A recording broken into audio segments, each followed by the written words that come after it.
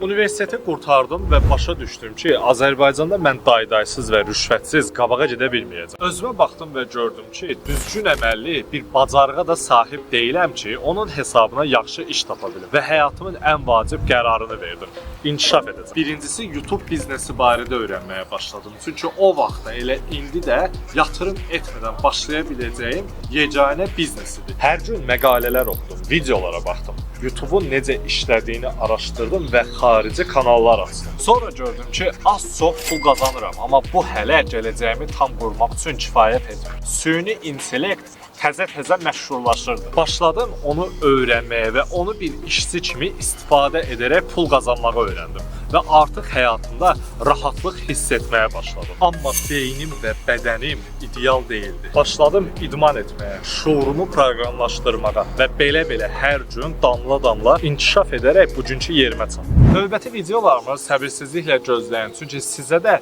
öz həll yollarımı təqdim edəcəyəm və hər şeyi izah edəcəyəm. Odur ki, videonu bəyən və səhifəmə də abunə ol ki, həmin videoları qaçırmayasan.